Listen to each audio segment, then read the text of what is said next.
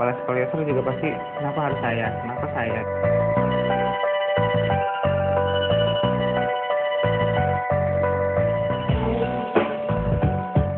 Sebenarnya sih saya mau sembuh ya.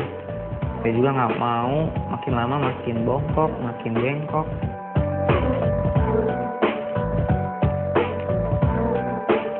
Pasti Allah udah nentuin semuanya, udah mengatur semuanya, dan pasti ada hikmah di balik semua inilah.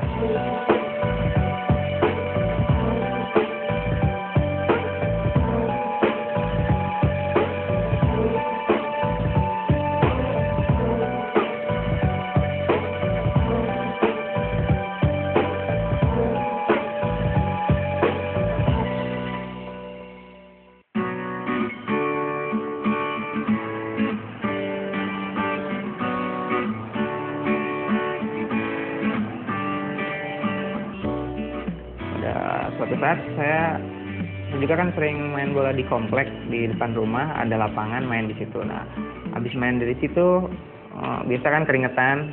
Nah, itu buka baju sambil kipasan di kipas angin.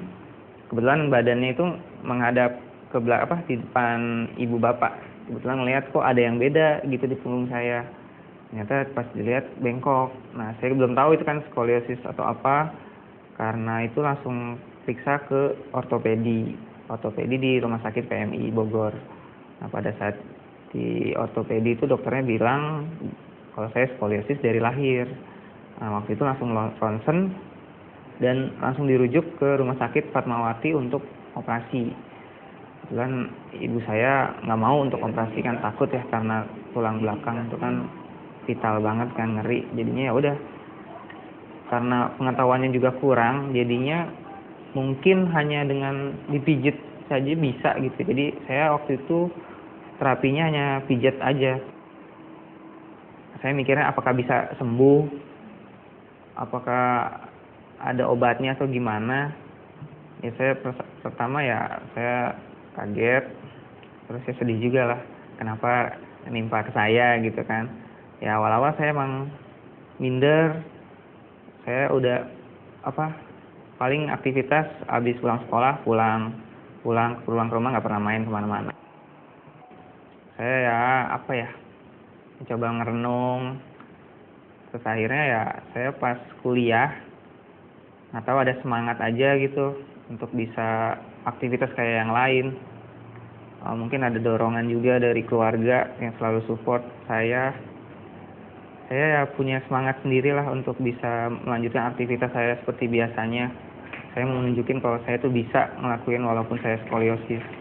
Jadi alhamdulillah waktu itu bisa keterima di IPB, saya jadi sarjana, ya kerja dan bisa dapat penghasilan sendiri. Ya alhamdulillah bagi saya.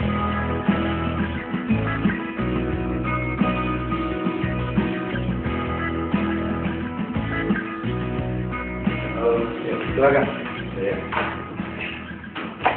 Ya, silakan.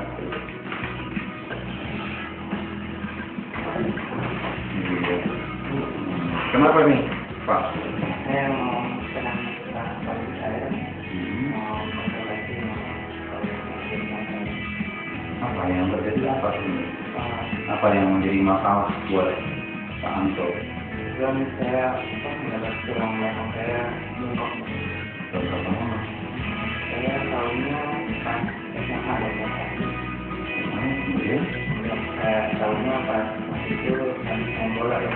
pernah kejadian-kejadian yang membuat yang memicu tulang belakang. Masalah tulang belakang. Kelainan skoliosis ini tidak hanya diartikan sebagai pembengkokan ke arah samping, tapi lebih kepada gangguan struktur secara 3 dimensi. Artinya apa? Tulang belakang itu juga mengalami twisting, rotasi, ya, juga mengalami pengurangan yang tadinya kita agak sedikit bongkok menjadi lebih lurus gitu. Itu juga dia mengalami satu kurvanya mengalami rotasi.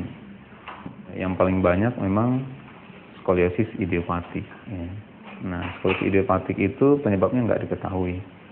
Tapi pembagian lain dari skoliosis, ya, bisa juga kita katakan sebagai skoliosis karena infeksi. misalnya tulang belakang yang bengkok akibat ada proses infeksi yang merusak satu struktur di tulang belakang. Itu bisa menimbulkan skoliosis. Begitu juga trauma. Trauma misalnya orang yang jatuh, kemudian dia tidak diobati dengan benar, ya. Kemudian tulang belakangnya itu bergeser ke samping sehingga dia menjadi skoliosis. Dan bisa juga karena tumor atau satu penyakit lain. Skoliosis atau kita curiga skoliosis, langkah yang paling utama kita cari itu adalah apakah betul itu skoliosis. Yang kedua, ini masuk ke kategori mana. Kita harus berangkat dari sana. Nah, yang paling tahu mengenai ini adalah ya dokter spesialis tulang belakang yang mendalami skoliosis. Skoliosis itu bukan suatu penyakit yang tiba-tiba akan mengancam nyawa, tidak. Dia progresnya sangat lambat. Kita masih punya waktu untuk mencari dan menentukan strategi apa yang paling baik, yang bisa dicapai, yang sesuai juga dengan keinginan kita.